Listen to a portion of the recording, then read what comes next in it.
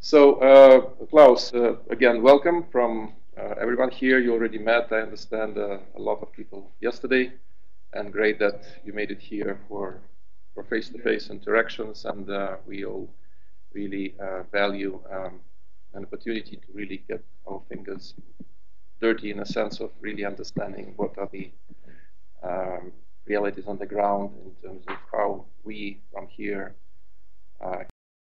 wanted, or we discussed, I guess we both agreed that would be useful for you to talk about is, I mean, you present essentially the topic that you wanted to present, and then we could go through a bit of an interaction, given the diversity of the teams represented here. And also, I would want to stress and recognize the importance of having the Deputy Director for the SP5 team here, Shukri, because that's obviously his interest in being here shows that we have a good momentum coming up in addressing many of the issues that are central to your sub-region. So, okay. Klaus, go ahead. Something that I can move the presentation forward.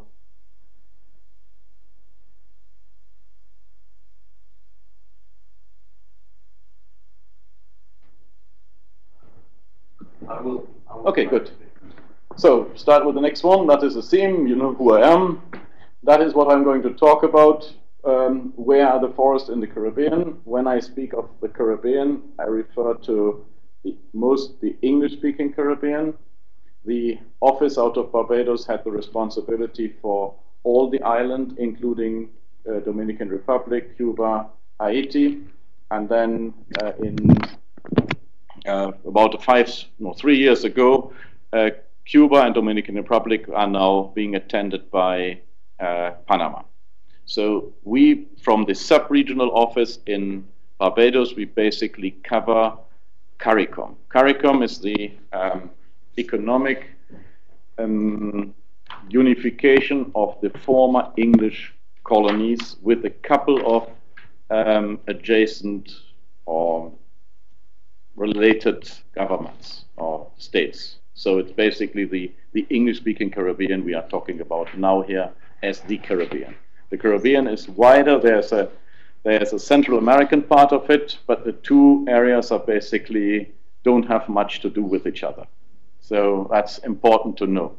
I think the last person who was able to travel without any problems through the Caribbean of crossing the language borders was Columbus. After that, there's a very strict, there's a large difficulties in crossing language borders with a plane. Seems to be possible. There are good connections between the countries, the English-speaking countries, between the Spanish-speaking countries and the French-speaking countries, but it's always difficult to cross between islands who have different languages. And it didn't get better over the last 20 years. I have a map from my father-in-law from 40 years ago. There were far more connections through the Caribbean, crisscross, than they are now. Now we are pretty much centralized, also mentally. All flight connections go to Miami, and some to London, and very few to Latin America. So it is basically it's an island, a regional island in the continent. Now, what happened in these areas? Now, what happened to the forest? How does it change? What are the drivers of degradation, resilience, and what is we can observe in restoration? And so these are the topics which deal with forestry matters. And then I will put this whole thing into a larger context, which I call here the social dimension. Next one. Now, quick overview. In the Caribbean, we have three basic groups of countries. They have the smaller islands, like Grenada, St. Vincent, Dominica, St. Lucia, all these small dots you see on the map. And we have the larger, the Greater Antilles. These are Puerto Rico, Dominican Republic, Haiti, Cuba, and we have the continental countries. The continental countries are basically Suriname, Guyana, and Belize. Now, when you look at the interesting part is that forest on the island covers roughly 1/3 of the land space, and with very high population densities. They are kind of similar between the larger and the smaller Antilles, about 250 people per square kilometer. Now, when you compare that with the continental countries, you have something like 80% forest cover, and you have 6 people per square kilometer. So that is that is important to understand. The continental countries retained their forest, but they retained the forest not so much because they loved the forest or they wanted it, there were just not enough people to cut it down. While on the islands, they have a very high population density. The land was used over the last 300 years for agriculture, and soon after the European colonizers arrived, the forest was cleared and the land was used for agriculture. Next one. Now, when we look at how this changed over the centuries, over the decades, we can differentiate between 3 different phases of forest in the landscape. The first one was basically the forest was a land reserve. Wherever forest was available, it was cut down, and it was an unregulated source for timber. Next one, that is the second phase now. Then the people realized, hey, wait a minute, maybe we should retain something of it. That is the second phase where forest reserves were established, timber harvesting regulations were established, and the forest was a source of timber and continued to be a land reserve for other land uses. In this period, we see the establishment of forest plantation management, very little managing of natural forest or natural regeneration, and a few interventions in natural forests. I would say they basically remained at the experimental stage. So that is the situation on the islands. Next one. Now we have this third phase, which is basically the decline of agriculture. What happened? And we have an emerging secondary forest on agricultural land. The most interesting example of that, and in a way I would say the forerunner for all the other islands, may be Puerto Rico. In the 1940s, Puerto Rico had a land forest cover of 8%, and the rest was sugarcane. After the sugarcane was abundant, then now the forest started to regenerate on its own, and the current forest cover is something of 70%. Most of the countries of the forest is the composition is species, introduced species. The most frequent tree in Puerto Rico is the African tulip tree. So we have a restoration of an ecosystem based or with basically foreign or introduced species. You can call them invasive. Whether they are considered to be invasive or not is the question, whether they are wanted or not. Leucaena, for example, was introduced as a fodder plant, was brought into the islands as the miracle tree. Everybody was very happy. The goats were supposed to eat it, and it was to generate carbon and all the good things.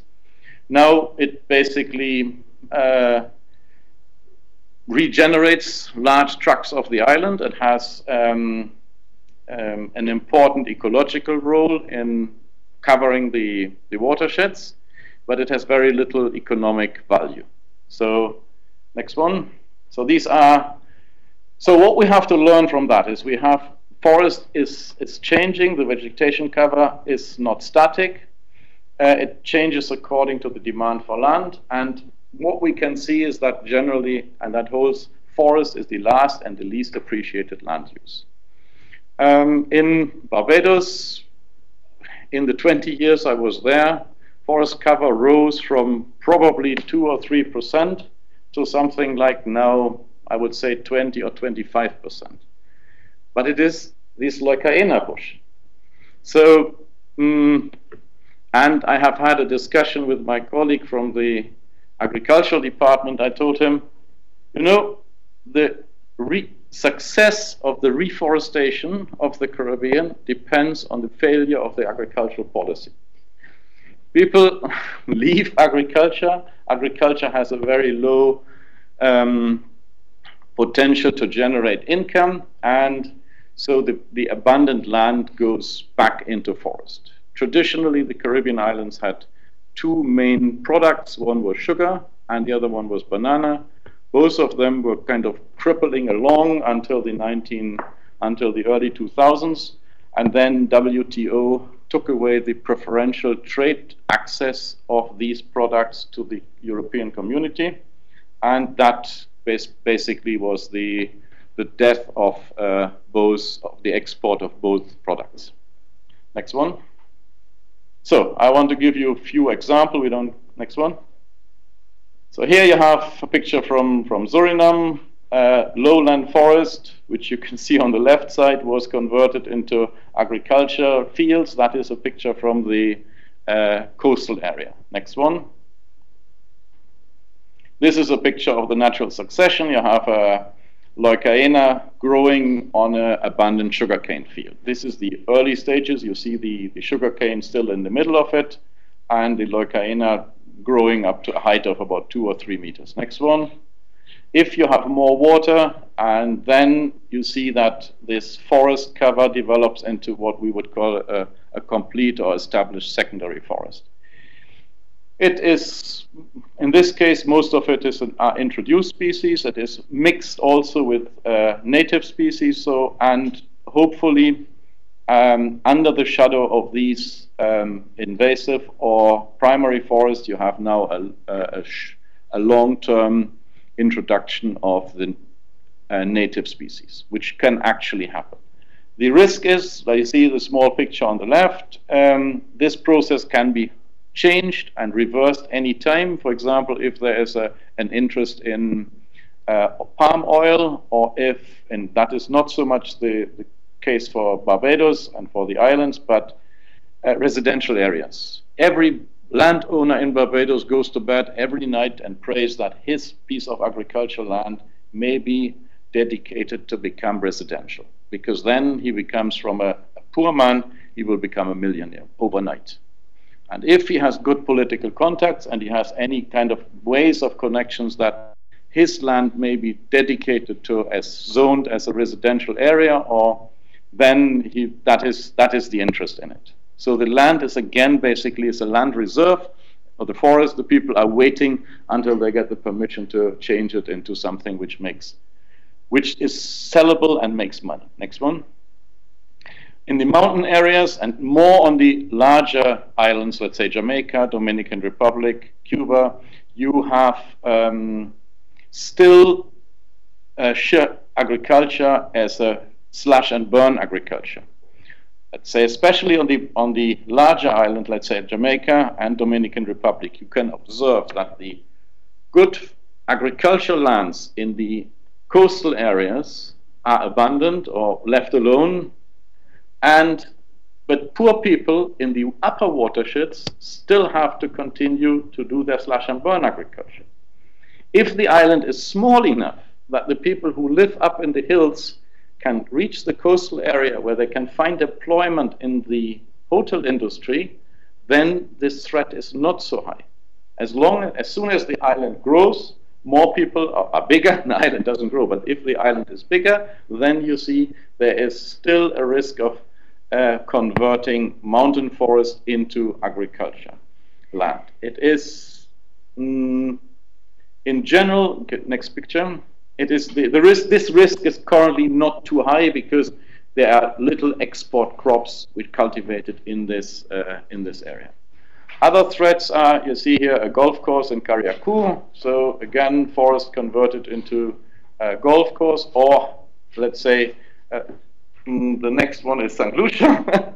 You see a swimming pool in front of the pitons, and so very kind of it's very attractive for high value residential properties, and most of them, or many of them, are owned by foresters, by foreigners. And there was a change in the land regulations. Since about 5 to 10 years, foreigners were allowed to buy land on the Caribbean islands. This created a certain boom in the building industry, which lasted until 2008, with the collapse of the let's say, of the world economy. Then all these kind of loose money which was around to invest into second homes in the Caribbean was no longer available, and the rising land prices in the Caribbean slowed down, and also the demand for these high properties. But I'm pretty sure it will come back. So as soon as there are again back enough rich people who don't know what to do with their money, we will have another set of these residents going up on these islands. Next one. Another, you see here a condominium, let's say the mangrove areas in the coastal areas in the Caribbean islands. The mangrove areas, especially on the smaller islands, which were steep, were very small. But there were small pockets of mangroves, but most of them were gone now, and they are converted into marinas, into ports, and condominiums close to the hotels close to the sea. In Belize, the situation is a little bit different. They have large extension of mangroves, and many of them were converted into shrimp farming. Next one.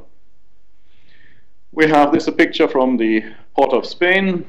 You see, rural areas are abundant. Everybody moves into the city, and it gives you an idea of the typical problem of a urban area in the Caribbean. It is located at the shoreline, and you have the mountain areas right in the back, which are difficult to settle.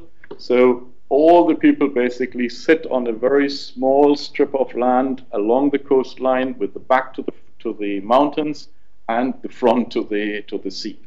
What you see there is you see at the upper corner of the picture a large green area, which is left alone. This was bought by the first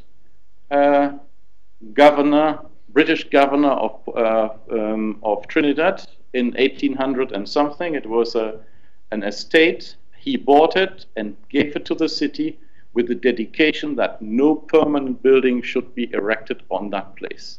So these 75 hectares are still open, and funny enough, it was respected for the last 200 years, and it is now kind of a green lung in the city. So, but it is really the exception. Everything else normally is cast in concrete.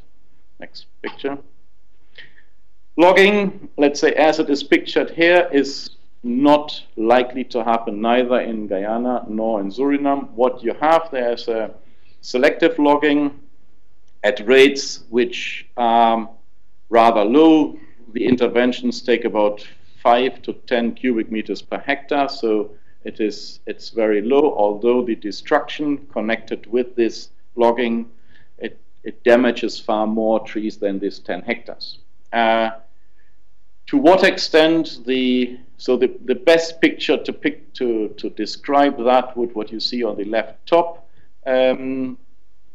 Suriname, Guyana export the majority of their logs as round logs, and that is really a problem. There's very little kind of value-adding industry in these two countries, and the same applies for Belize. Next one. A problem on the islands is unmanaged wildfire. Here you have a picture right after a fire. Next one. And this fire is very often associated with invasive grasses. Here it is lemongrass. Lemongrass was introduced in Antigua. It's a picture from Antigua to stabilize the land. The lemongrass now became invasive, and it has a very bad habit. It burns, and every time it burns, it eats itself another 10 or 15 meters into the dry forest, and then the affected areas sprout back as lemongrass. So it's kind of creeping into the forest, and the reason for the fact that it burns is it's not naturally that it ignites by itself.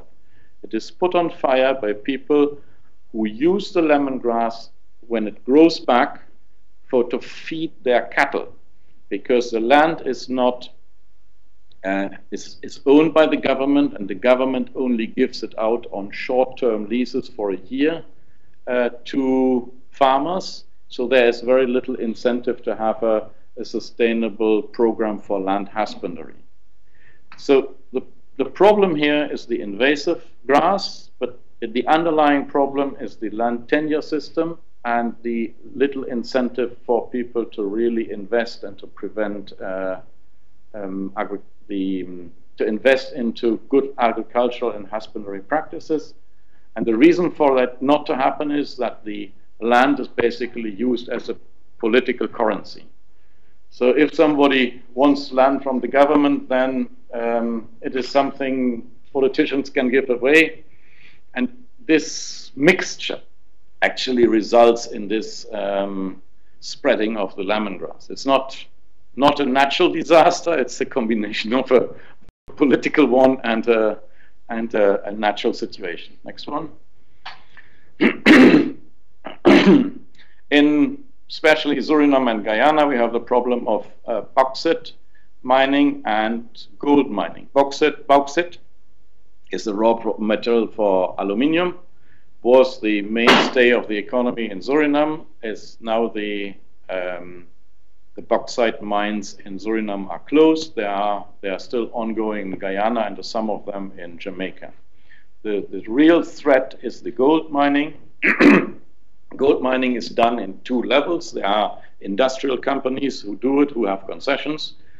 And then there are, I would say, 10,000s of people, what you see on the right side, the person there with a pan washing gold out of the river. These artisanal gold miners are using large amounts of mercury. This mercury ends up in the river and poisons the fish populations. Even if they don't die, they accumulate the mercury, and in the end, the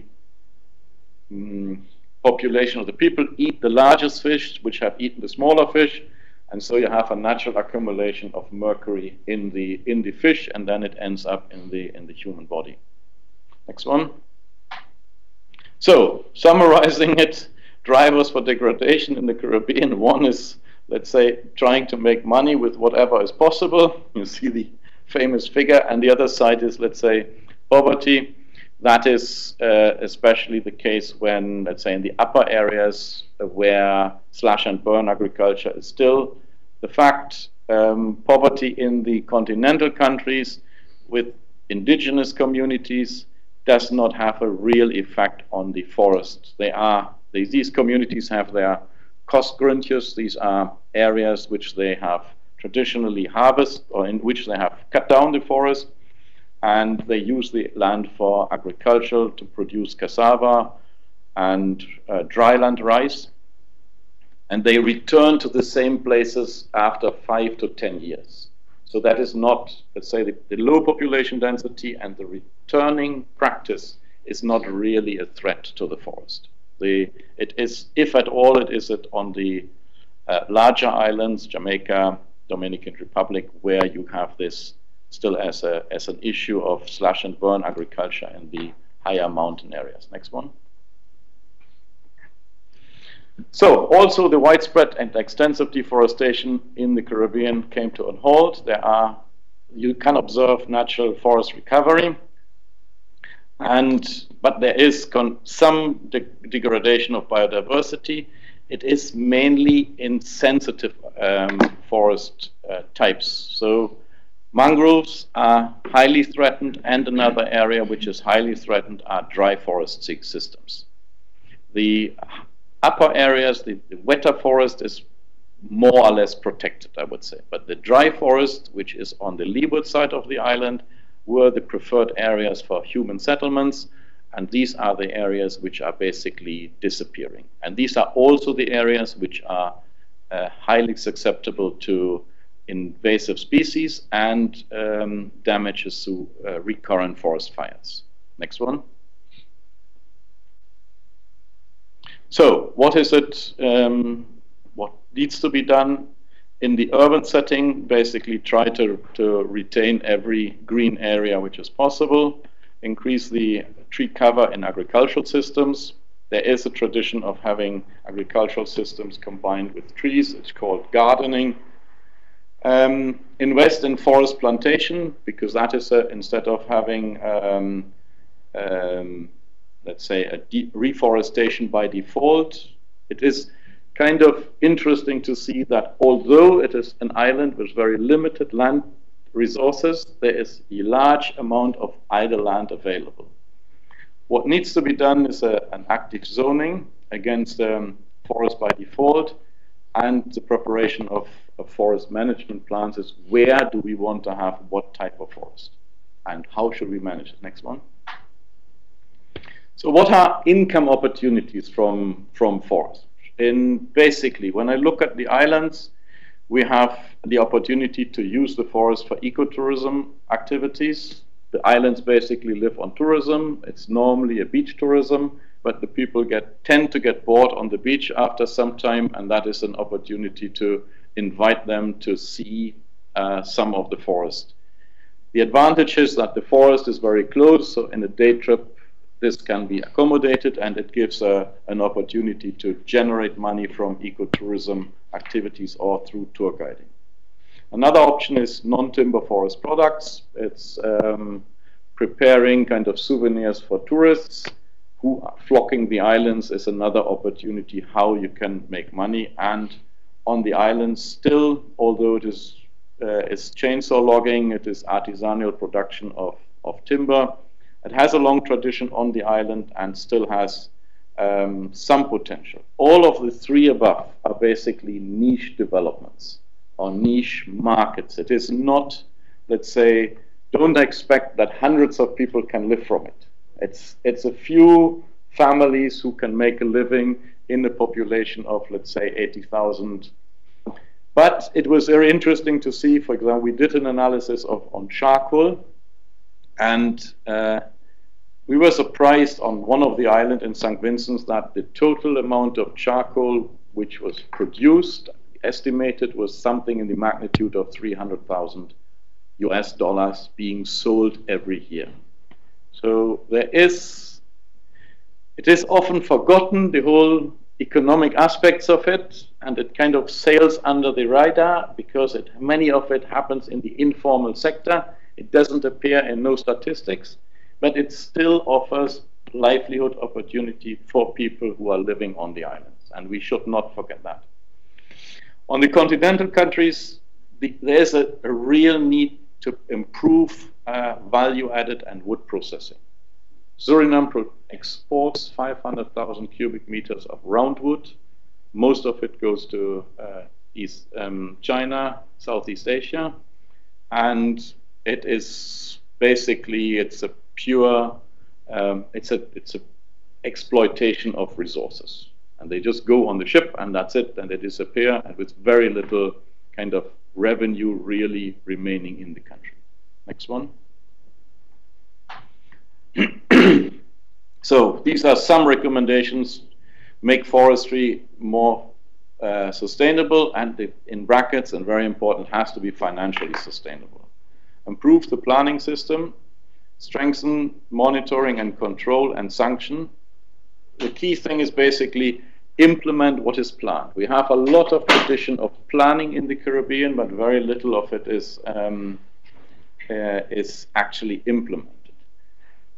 Next point is concentrate government involvement on monitoring and facilitation. Many of the forestry departments in the Caribbean are still of the belief that they want to get involved in plantation, in operating a sawmill, and I always kind of pull out my hairs, the remaining one, and I say, look, do you really have the capacity to do that? Well, I remember my first visit to Grenada they introduced me to a forest plantation. I could fine. And what are you doing with the trees who are standing there? We are going to cut them down. So why don't you cut them down? No, because the chainsaw is not working. What's wrong with the chainsaw? Yeah, it is dull. The chain is dull. Okay, good. Sharpen it. You have a file. I can show you how it does. No, we have a voucher with the PS to buy a file. So basically, they needed an administrative procedure from the permanent secretary to buy a new file to sharpen the chainsaw. And if you have this instrument, you never get, let's say, economic, financially businesses going. Encourage small-scale forest-based entrepreneurship to make the use of forest resources more valuable, and support private sector investment for example, tax incentives for forest plantation and forest management from non-forestry businesses. Because there are a lot of people, let's say you have to see it as a social process. People move from the rural areas into the city. Many of them climb up the social ladders. Their parents were farmers, and they now are dentists, teachers, lawyers. But they still have the land in the rural areas. They don't want to get into agriculture because they don't have the time to do that. But they have the money, they could invest that money into setting up forest plantations. And it is actually very lucrative. I have calculated it. The investment you plant, if you have the land, is something in the magnitude of almost 20% the return you get. But there's very little culture of doing long-term investments. People prefer to leave the land fallow for 10 or 15 years instead of investing into a forest plantation and then reaping the benefit after 20 years. If I convince these people who have basically, I would say, they are beyond the problem of solving their day-to-day life, they have savings, they could invest the money, it's very hard to convince these people to tell them, say, look, invest into a forest plantation and after 25 or 30 years you will gain quite a bit of money, which would come right when your daughters want to get married or when you want to retire, so then you have a cushion. There are some examples of people who are doing it. I have tried to invite these people to present to others, and it works. These people have been doing it. They say, no, I wanted to do a trip to China, and the only thing I had to do, I went into my forest, I cut 400 trees, and then I had the money to go on holiday to China. But still, it is a problem to do long-term, or the willingness to invest into these forest-related long-term businesses. The other thing is recognize and compensate for forest-based services. Let's say payments for water. In the English-speaking Caribbean, that is very unlikely to happen because the most of the forest belongs to the government, and the water authorities also belong to the government.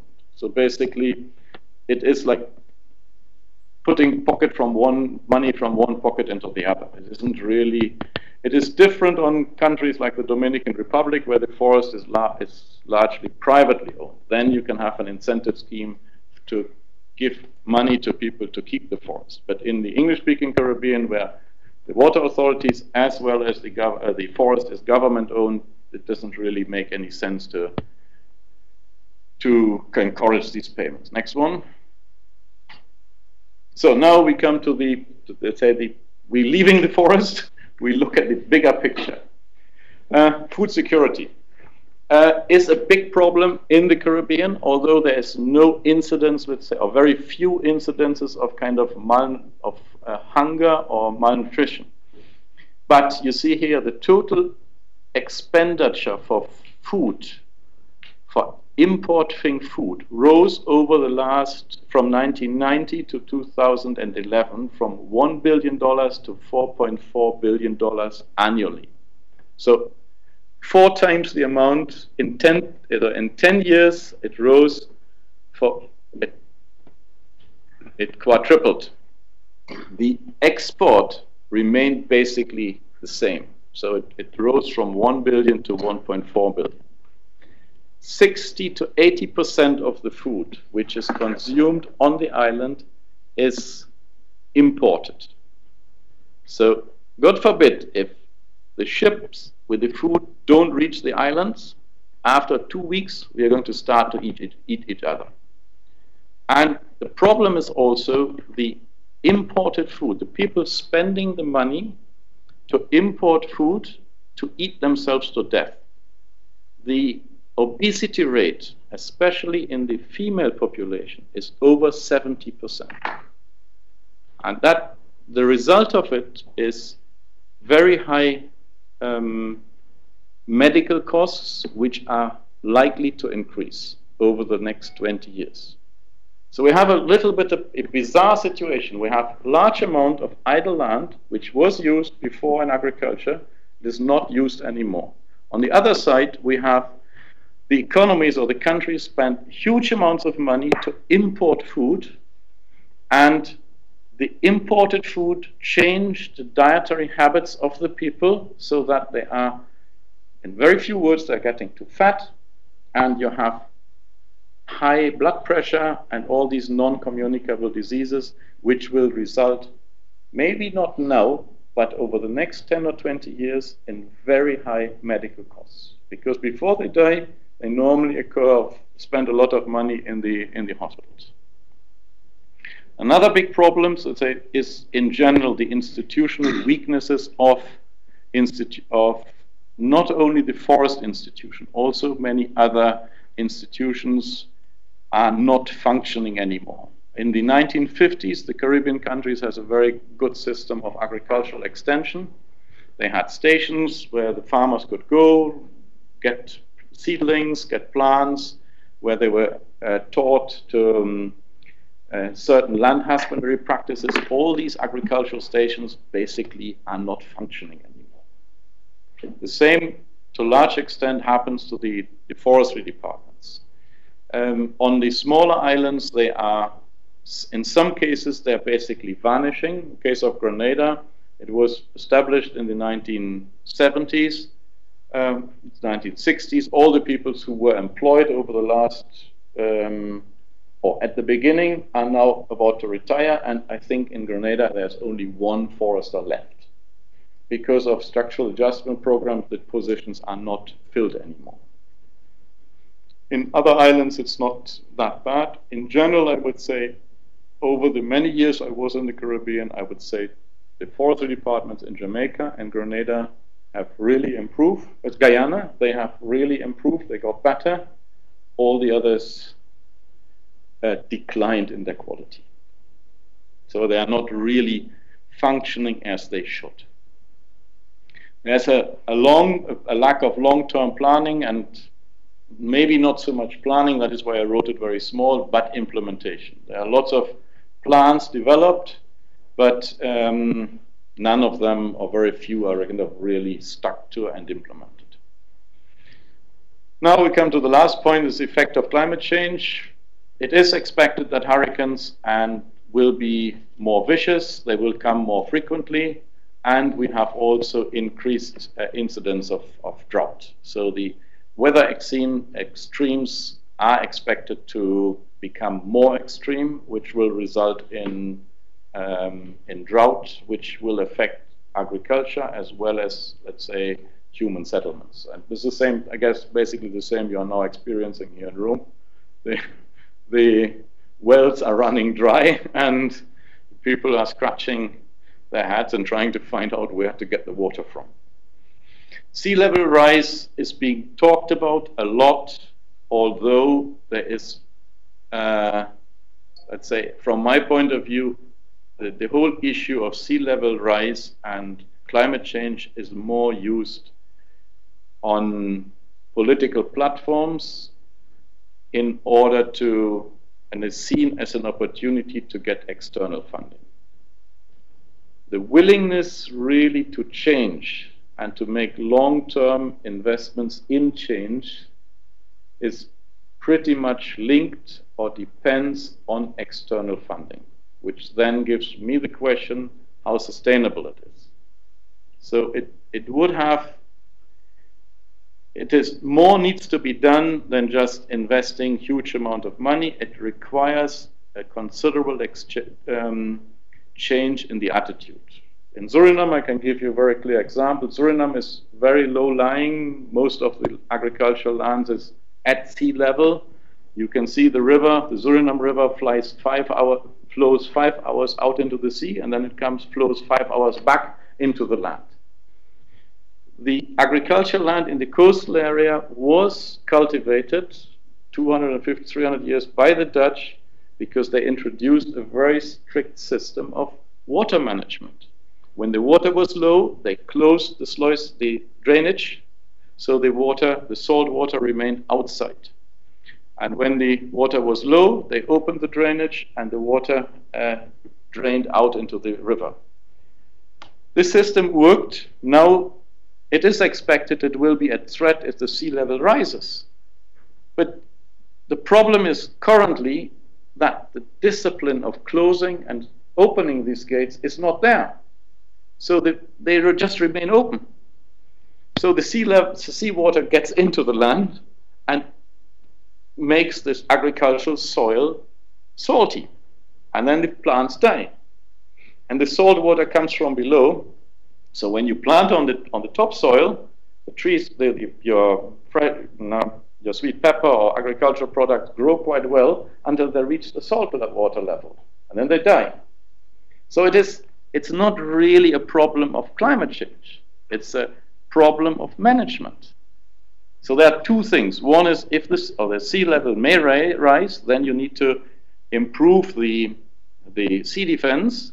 But at the same time, it doesn't make sense to improve the sea defense if you don't introduce a management system which is implemented with the necessary discipline. So that is these are the two areas on let's say on the climate change. Next one. So we have what is it we can look at? We have in my presentation I said we have to do everything to make forest management more profitable. That is basically what is our traditional mandate and what we have been doing for the last 50 or 60 years. Now the other opportunity is to tap into green climate funding, but it really needs support, kind of attitude change towards long-term vision, and it needs to include the strengthening of the governments and the institutions. Otherwise, this will be the investments in these areas will not be sustainable. Thank you. That's it. Talk too long. I didn't want to talk that long.